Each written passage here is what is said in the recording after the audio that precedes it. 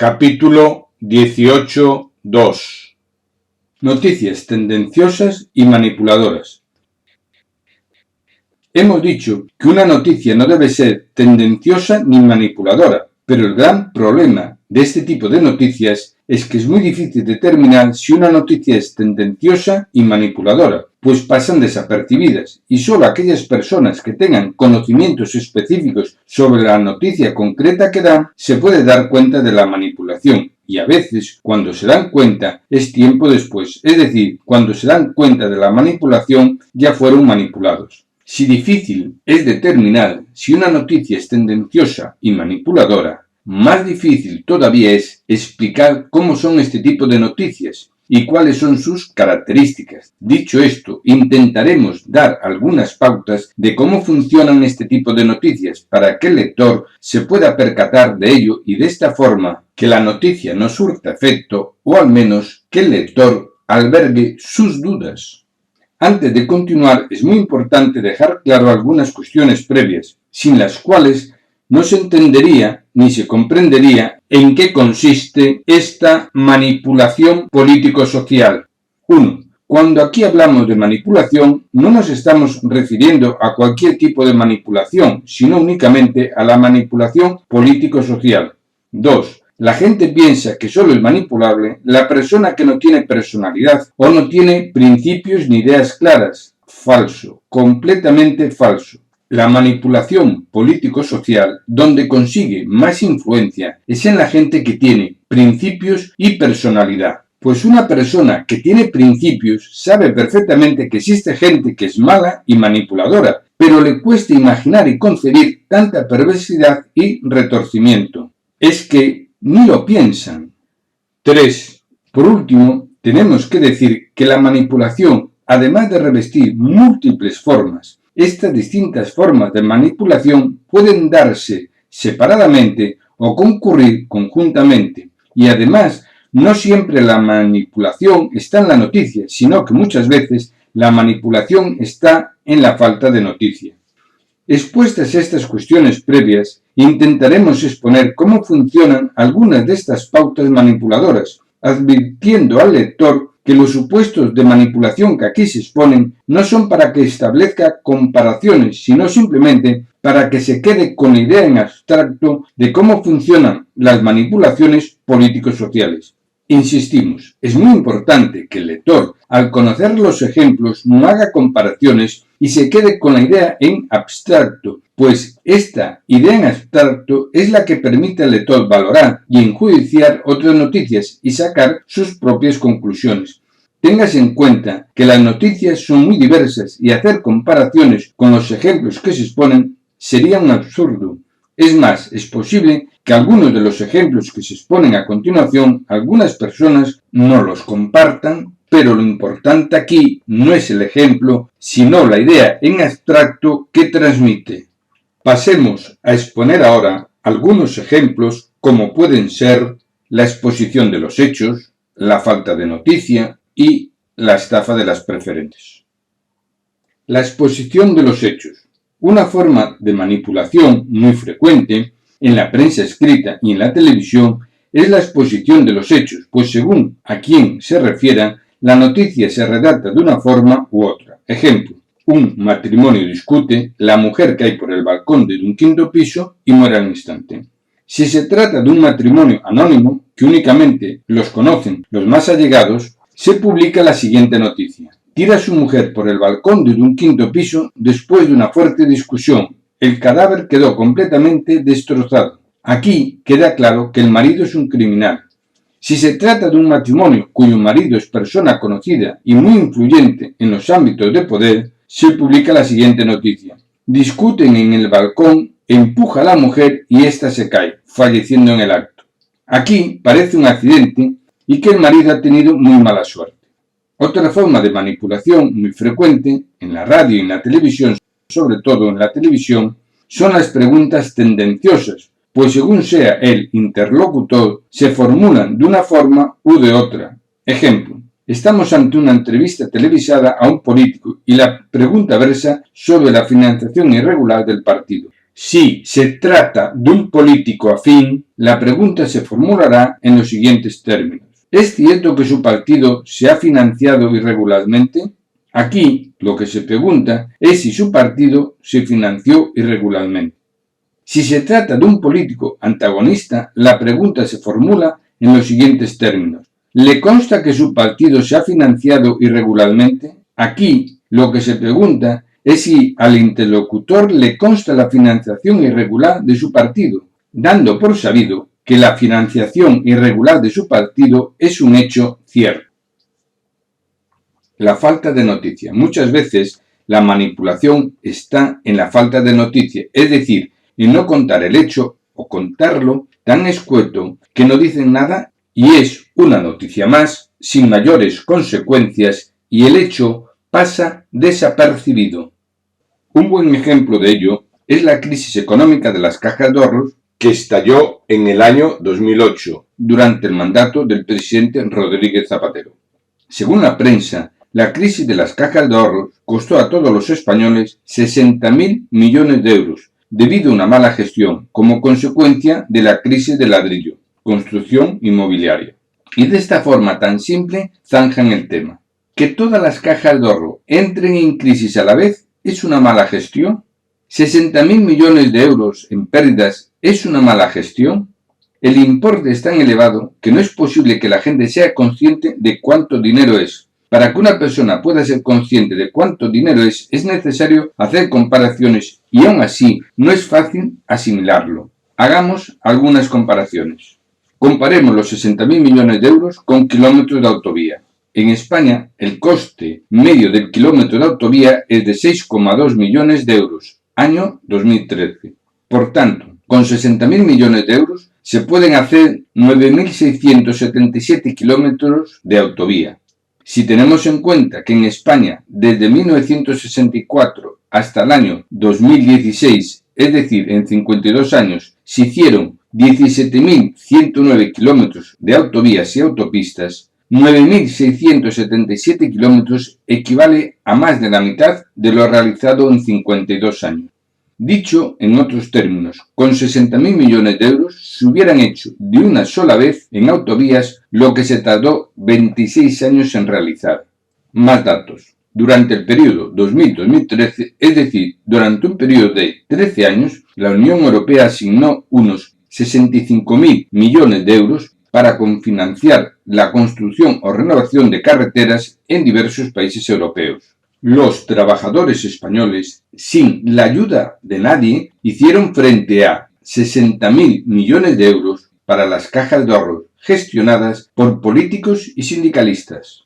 Otro dato de interés. Según el Tribunal de Cuentas Europeo, durante el citado periodo 2000-2013, el coste medio de las carreteras españolas era casi el doble que en Alemania. Comparemos los 60.000 millones de euros con la vivienda. De la información que aparece en la prensa española, podemos decir que en el año 2016 la hipoteca media era de unos 120.000 euros a pagar entre dos personas durante 25 años para un piso de 80 metros cuadrados. Por lo tanto, podemos determinar que, en términos generales, el precio medio de una vivienda en el año 2016 era de 120.000 euros. Esto significa que 60.000 millones de euros equivalen a 500.000 viviendas. 500.000 viviendas a una media de 2 personas por vivienda nos da 1 millón de personas. En España, año 2017, solamente hay 2 ciudades con más de 1 millón de personas, Madrid y Barcelona. Lo dicho nos permite constatar que 60.000 millones de euros equivale a muchas viviendas y nada de pagar en 25 años, a tocateja. Pagar a tocateja es un refrán español que significa pagar en el acto y todo en efectivo. Comparemos los 60.000 millones de euros con el salario. Según el INE, Instituto Nacional de Estadística, el sueldo más habitual en España, año 2016, es el denominado mileurista. Esto significa un sueldo neto de unos 1.000 euros al mes durante 12 pagas al año. Por ello, para la presente comparativa, denominamos trabajador mileurista aquel trabajador sobre el cual concurren o se proyectan los siguientes parámetros. Sueldo neto mensual, 1.000 euros. Número total de pagas al año, 12 pagas, solamente.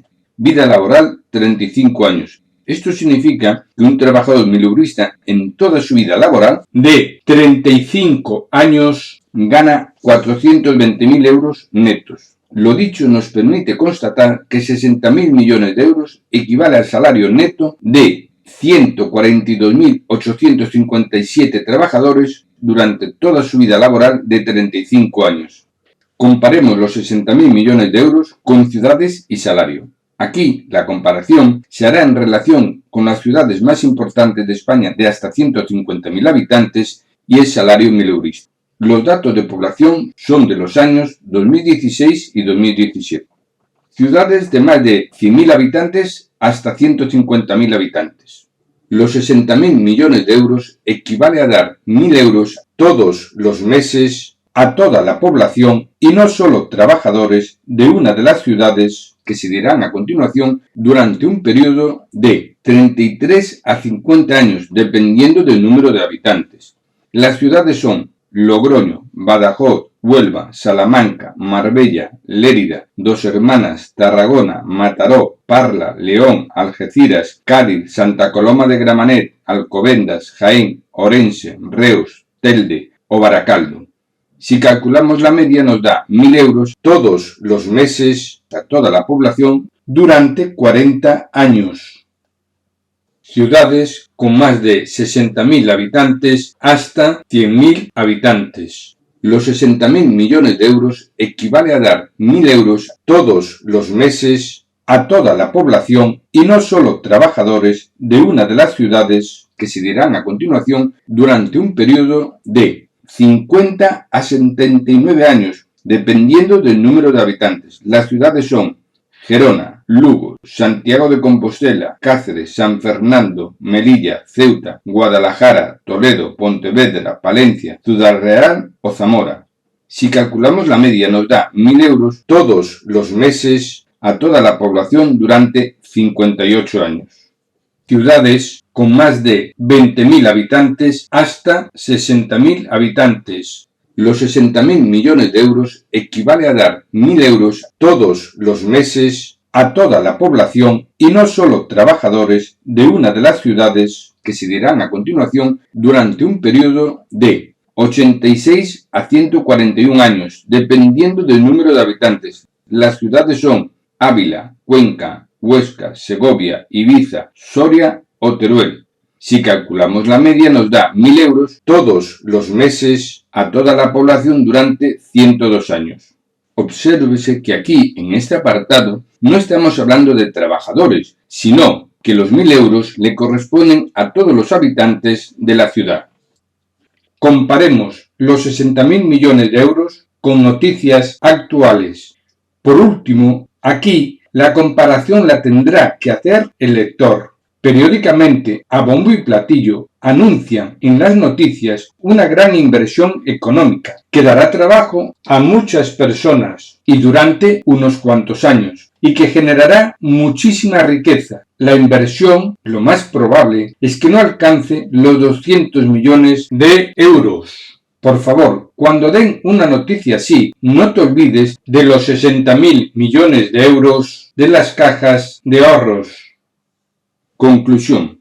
Las cajas de ahorro dieron quiebra por 60.000 millones de euros y la prensa se limitó a dar la noticia de forma totalmente desapercibida, sin mayores críticas. Pues bien, y aunque nadie nos pueda dar la respuesta, la pregunta que se debe hacer todo demócrata para evitar la manipulación es: ¿esta forma de actuar de la prensa se debe al hecho de que carecía de interés social la quiebra de las cajas de ahorro? ¿O esta forma de actuar de la prensa se debe al hecho de que el control de las cajas de ahorro lo ejercían políticos y sindicalistas de izquierda, de derechas e independentistas? Es decir, todos participaron por igual en lo que se denominó mala gestión.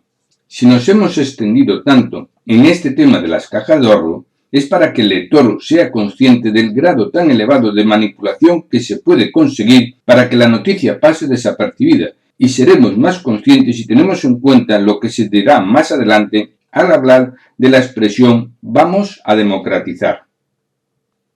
La estafa de las preferentes. Por último, debemos comentar aquí la estafa de las preferentes, que si bien es cierto que fueron emitidas por bancos y cajas de ahorro, lo cierto es que el engaño residía básicamente en las cajas de ahorro y no tanto en los bancos, y ello es así por varias razones. Pasemos a contar ahora en qué consistió esta estafa, si bien se hará de forma simple y coloquial, pues lo que aquí se analiza es el comportamiento de los políticos y de la prensa y no la estafa. Lo primero que tenemos que decir es que es una preferente y después todo lo demás. Puede decirse que una preferente es una acción sin voz ni voto. Una acción en el mundo financiero representa una parte del capital o del valor de una empresa. Por ejemplo, si una empresa tiene un capital de 1 millón de euros o vale 1 millón de euros y tiene 10 acciones, esto significa que cada acción vale 100.000 euros. Si esa empresa pierde dinero y el capital que tiene es de 500.000 euros o tiene un valor de 500.000 euros, esto significa que cada acción ahora solo vale 50.000 euros, lo que significa que la acción no tiene un valor fijo, sino variable, que depende del valor de la empresa en cada momento. Una acción, como parte del capital de una empresa, da derecho a voz y voto, es decir, da derecho a tomar decisiones en la empresa y votar esas decisiones. Preferentes. Puede decirse que la acción preferente entraba a formar parte del capital de la entidad, como si fuese una acción, con todos los riesgos que ello conlleva, pero sin voz ni voto.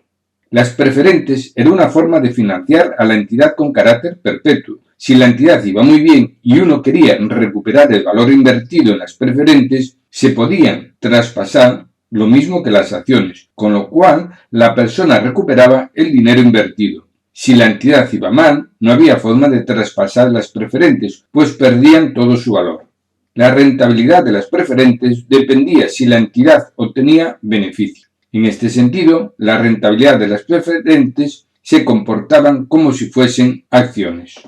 Dicho esto, queda claro que las preferentes eran una forma de financiación de la entidad. Y si tenemos en cuenta que las entidades que estaban en quiebra eran las cajas de ahorro y no los bancos, no son necesarias muchas explicaciones para saber en qué consistían las preferentes. Pero además, en las cajas de ahorros concurrieron una serie de factores que denotan la catadura moral de los responsables de las cajas de ahorro, políticos y sindicalistas. La relación entre las cajas de ahorro y sus depositantes era de plena confianza, teniendo en cuenta que hasta la fecha las cajas de ahorro nunca habían tenido un ánimo de lucro. El cliente típico de la caja de ahorros era el trabajador o pequeño ahorrador. Puede decirse que en las cajas de ahorro, cuando se utiliza este producto financiero de las preferentes, es en el año 2003 y siguientes. En el año 2003, los dirigentes de las cajas de ahorro ya sabían perfectamente la situación de crisis en la cual se encontraban, si bien la crisis de las cajas de ahorro empieza a estallar en el año 2008. El periodo de 2009 a 2011 fue la época en que las cajas de ahorro endosaron un mayor número de preferentes a sus depositantes, siendo de destacar aquí que la crisis ya empieza a estallar en el año 2008 hasta el 2014.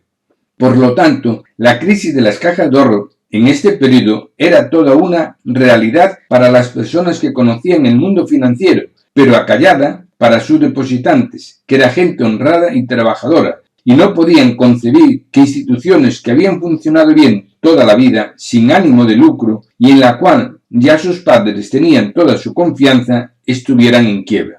Además, endosaron las preferentes mediante engaños, pues a la gente no le decían que eran acciones y pensaban que tenían la garantía de un depósito y renta fija. Y en muchos casos el engaño fue mucho mayor, pues la gente pensaba que estaba renovando el depósito que ya tenía y se encontraron que habían firmado preferentes. Llegados a este punto, podemos decir que la perversidad de los dirigentes de las cajas de ahorro era doble. Primero, quiebran la entidad y después se quieren quedar con el dinero de los depositantes.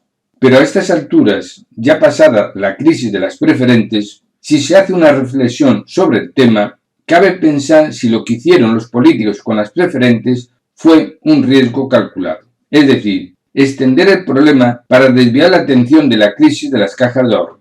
¿Por qué decimos a estas alturas si las preferentes fue un riesgo calculado? Por el siguiente motivo. Cuando las cajas de ahorro empezaron a utilizar este producto de las preferentes fue en el año 2003 y masivamente en el periodo 2009 a 2011, cuando sus dirigentes ya sabían perfectamente que estaban en quiebra. Recuérdese que la crisis empieza a estallar en el año 2008. Es decir, cuando las cajas de ahorro endosaron de forma masiva las preferentes en el periodo 2009 a 2011, la quiebra ya era un hecho. Y los dirigentes de las cajas sabían perfectamente que la gente en un periodo muy corto de tiempo se darían cuenta del engaño, pues ni cobraban los intereses que decían, ni recuperaban el dinero. Es decir, sabían perfectamente que las preferentes ni solucionaban el problema ni lo retrasaban, y sin embargo sí sabían que ello iba a generar mucho conflicto, pues se quedaban con los ahorros de la gente de toda su vida, y sin embargo lo hicieron. Cabe preguntarse entonces si lo que buscaban los políticos era precisamente eso, complicarlo todo por aquello de que cuanto peor mejor, y el problema ya no era dónde estaba el dinero de las cajas de ahorro, sino que la gente pudiera recuperar su dinero como fuera. Y de esta forma, además de desviar la atención del problema creados por ellos mismos, de las cajas de ahorros a los depositantes, implicaba que ya tenían la forma de solucionar el problema de las cajas de ahorros sin que nadie cuestionara el importe económico que ello suponía para el pueblo, pues se hacía por un buen fin, devolver a la gente el dinero que era suyo. El problema se solucionó de la forma que saben hacer muy bien los políticos, con dinero público, con dinero de la gente del pueblo y desviando responsabilidades. Dinero público. Las cajas de ahorro recibieron 60.000 millones de euros de dinero público, que es del pueblo. Dinero de la gente del pueblo. Efectivamente, además de los 60.000 millones de euros de dinero público que recibieron las cajas, la gente que adquirió preferentes también salió perjudicada económicamente. Lo que pasa es que creían que lo iban a perder todo y al recuperar lo invertido o parte, lo aceptaron como válido. Beneficios nada o muy poco. Sin olvidar los casos de personas que murieron antes de recuperar el dinero.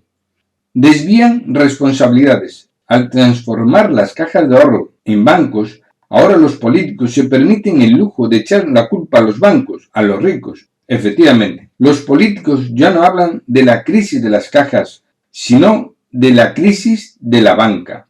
Y algunos políticos ya dicen los 60.000 millones de euros que se dio a la banca.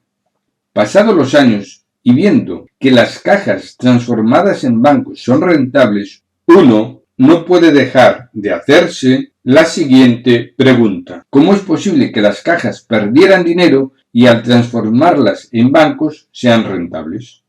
Tampoco debemos olvidar lo bien que lo hicieron los políticos. 1. Transformar las cajas de ahorros en bancos. A los españoles les costó 60.000 millones de euros, importe del déficit de las cajas. 2. Zanjado el déficit, los políticos ya podían vender las cajas de ahorros.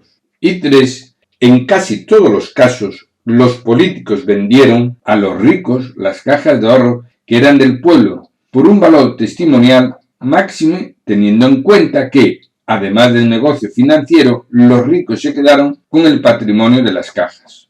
Vistas así las cosas, la gran mayoría de la gente pensará que los ricos hicieron un buen negocio, gracias a los políticos. O como dirían los políticos, los ricos se enriquecieron a cuenta del pueblo. Llegados a este punto, la pregunta que el pueblo debería hacerse en este tema de las cajas de ahorros es si debe sentirse manipulada por los políticos y la prensa, teniendo en cuenta que, primero, vacían las cajas de ahorro. Segundo, se aprovechan del dinero que el pueblo depositó en las cajas de ahorro. Y tercero, además, echan la culpa a los ricos del negocio que han hecho con la compra de las cajas de ahorros, que ellos mismos le vendieron por un precio testimonial, previo saneamiento del déficit de 60.000 millones de euros. Lo dicho en el párrafo anterior es partiendo de la base de que los políticos en nada se beneficiaron de las cajas de ahorro y que su forma de actuar lo fue con la intención de ocultar y no reconocer lo que la prensa denominó una mala gestión.